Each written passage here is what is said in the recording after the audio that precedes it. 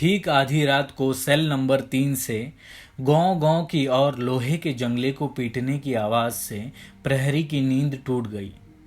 यदि जेलर साहब का विशेष हुक्म न होता तो वो कान में रुई ठूसकर सो गया होता, लेकिन उसे मजबूरन उठना पड़ा। नींद में लड़खड़ाता लहराता हुआ वो सेल नंबर 3 के सामने खड़ा हो गया। सेल के बाहर बिजली का बल्ब जल रहा था। उसकी बीमार पीली और टूटी टूटी सी रोशनी सेल के भीतर फैल गई थी। लोहे के जंगले की परछाई सेल की दीवारों पर छपी हुई थी, जिसके कारण सेल के भीतर एक और कैद खाने का आभास होता था। क्या है?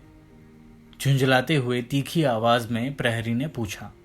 सेल नंबर 3 के भीतर बंद कैदी नंबर 371 ने इशारे से चौक मांगा। एक तो नींद का नशा और दूसरा गूंगे से सामना। लानत है ऐसी स्पेशल ड्यूटी पर। प्रहरी ने एक भद्दी सी गाली दी और लौट गया। थोड़ी देर बाद उसने सेल के भीतर चौक के कुछ टुकड़े फेंके और फिर उसी पत्थर की बेंच पर लेट गया। कैदी नंबर 371 ने चौक के टुकड़े इस भाव से उठाए मानो संजीवनी बूटी हाथ लग गई हो। चौक को हाथ में लिए हुए वो थोड़ी देर तक सामने की दीवार को देखता रहा। उसे उबड़ खाबड़ दीवार नहीं बल्कि एक चुनौती लग रही थी। उसकी लाल लाल आंखों में स्वप्न का एक भीगा हुआ टुकड़ा तैरने लगा। रात गांव के बाहर से गुजरी एक्सप्रेस ट्रेन की तरह धड़धड़ाती हुई गुजर रही थी, लेकिन कैदी ट्रेन के भीतर इत्मीनान से बैठे यात्री की तरह तल्लीन था। वो कोई 5-6 घंटे दीवार में खोया रहा, बिल्कुल कुशल तैराक की तरह जो नीले जल में उन्मुक्त तैर रहा हो। सुबह का एहसास सेंट्रल जेल के भीतर जाग रहा था। रात में सेल नंबर 3 की जो दीवार मटमैली और उबड़ खाबड़ थी, वो सुबह तक एक चित्र में बदल गई थी। चित्र में एक समंदर था। उसके ऊपर से एक चिड़िया एक ही पंख से उड़ी जा रही थी। समंदर के किनारे हजारों लोगों का हुजूम खड़ा जान पड़ता था और सबसे पीछे एक चेहरा थोड़ा स्पष्ट था, जो निश्चित ही किसी लड़की का था। सुबह के थोड़ा पहले प्रहरी की नींद की खुमारी टूट गई। वो चुपचाप सेल नंबर 3 के सामने खड़ा हो गया। कैदी को चित्र बनाते देखना उसके लिए अजीब किस्म का अनुभव था। बड़े काले छितरे बाल, ऊंचा बलिष्ठ शरीर और बड़ा सा सिर, पूरा डील डॉल ही भयंकर था।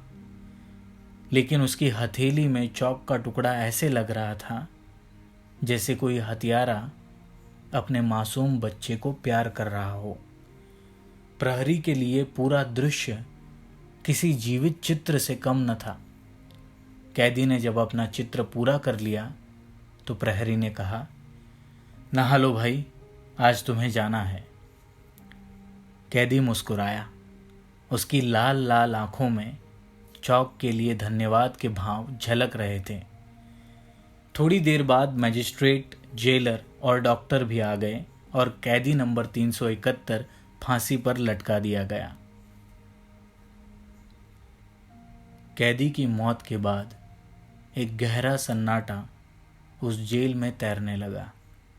मौत के जलसे में शामिल सभी लोग एक दूसरे से बिना कुछ कहे थके मांदे लौट रहे थे। जेलर जेल के लंबे गलियारे से होता हुआ गुजर रहा था।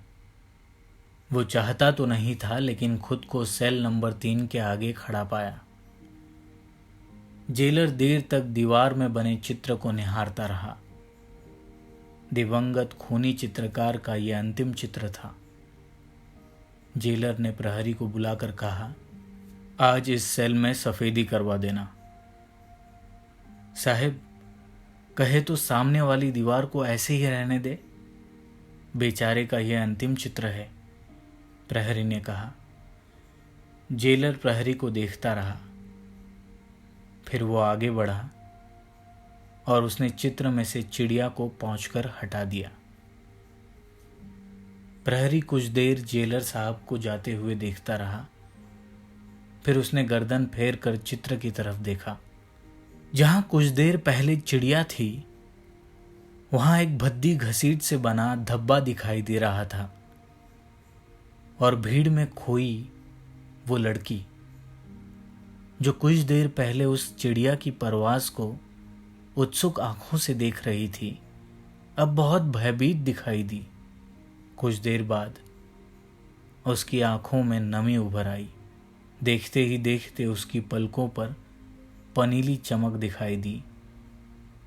फिर 2 बूंदें उसकी आंखों से बाहर आई और प्रहरी की विस्फारित आंखों ने उन सजीव आंसुओं को सचमुच दीवार पर लुढ़कते हुए देखा।